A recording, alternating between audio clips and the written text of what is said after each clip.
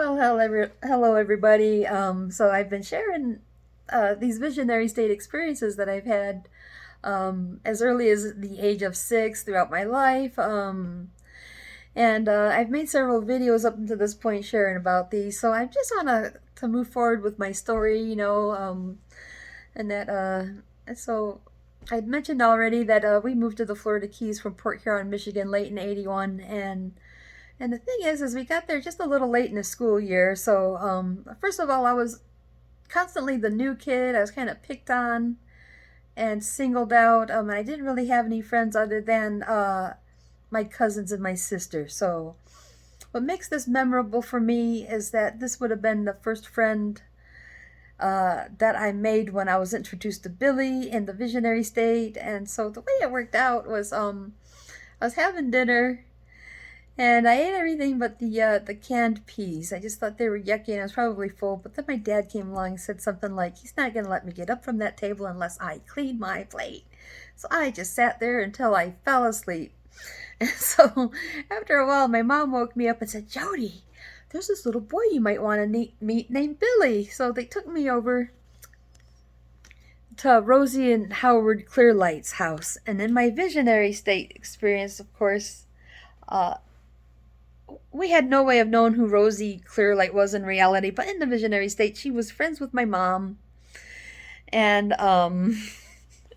and they had Billy there. So I came in and I sat down in front of Billy. He was sitting there on the floor with his legs crossed and just sitting there, and he kind of seems bashful, he kind of looks at you with his head pointed like this, and had kind of a smile and seemed very happy to meet me. And so he seemed like he was already looking forward to meeting me, and I was looking forward to meeting him because, like I said, I didn't really have any friends down there.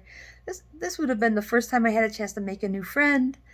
But then I started thinking, he reminds me a little bit of my sister. He's kind of got the dirty blonde hair. I would say Billy has kind of like darker roots that match the eyebrows, and then the hair's a little lighter on top. But then it was brushed back, and it was kind of curly in the back.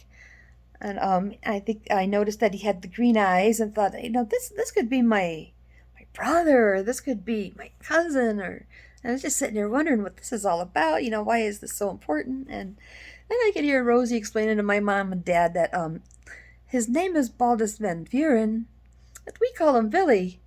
And they explained that he came from Austria by a form of time travel to meet his future wife.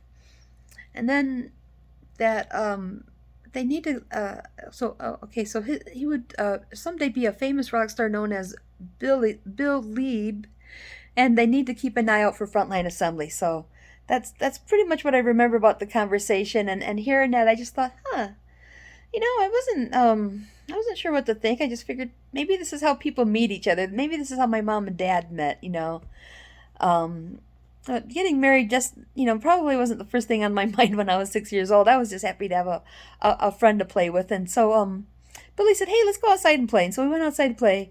And I said, well, what do you want to do? And he said, just chase me. I said, well, do you want to play tag? He said, nope, just chase me.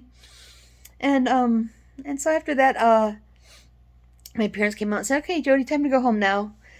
And I'm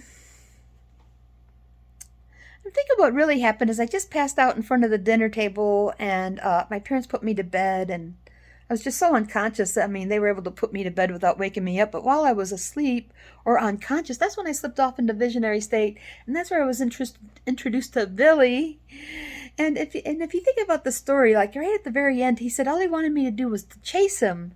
And I've often thought, well, Billy's kind of like the White Rabbit in Alice in Wonderland. Like she chased the rabbit down the rabbit hole. She, whatever she needed to catch up with him for, but she could never catch up with him. And instead of catching up with him, she just went through all these different experiences down the rabbit hole. So I kind of like to think maybe that's what this is about. Just chase me. And I had mentioned earlier on that I kind of think these visions were designed to make me, go and put myself into a predicament that I wouldn't have put myself in otherwise. This is why, Billy had the unfortunate event of having met me. Just saying that jokingly, you guys, but the unfortunate event of having had met each other. This would not have happened if it wasn't for these visions, and that's why I think, chasing Billy's like Alice in Wonderland, chasing that bunny down the hole. it was meant, we were meant to meet each other and have these experiences for some reason. And so, anyways, I thought I would share a little bit about Rosey and Howard, since I was introduced to them in 1996, but then had the prophetic vision of meeting them in 1982. So, uh, here's a few pictures of them. This is Howard. This is pretty much how he looked in my visions. Howard was Rosie's third husband. It was probably the longest relationship she had had, and it seemed to be a pretty meaningful one. He was very heavy on Zen when they met. He was the first American man to run a Zen monastery here in the United States, so that's very exciting news. But he was also mentally disabled, and he was on SSI, so Rosie was the one making a living. And he was staying home and taking care of the kids. Now, in the visionary state, she looked like this. She had the long, dark hair and all that stuff. But I didn't know that about her at first when I met her. She had the short hair. She had already been in the accident. She had an accident in 1986 because she was an aeronautics mechanic. And so I imagine she probably got her hair cut short so she could work around that equipment. So that's a nice shot of Rosie. And this is where she worked. So anyways, just to share a little bit about Rosie. And this is what I looked like when I was 6 years old in the Florida Keys when I was starting to have this visionary state experience. This is my grandma's house on a nice high tide day. When I first got there, I was actually afraid of the water. But since I'd been around those people, I'd become quite the mermaid, huh? Yeah, so I thought I'd share a few more pictures at the age of 6. That's the trampoline we got that Christmas of 81. Me and my cousin Stephen holding Hannibal and Rainbow the duck. Those are Muscovy ducks. And so by living in the Florida Keys as long as I have, so now if you're born in the Florida Keys, you're a Key West conch, but if you live there long enough and you become an honorary local, then you became a freshwater conch. I thought I'd share some of those pictures to add a visual of Rosey and Howard.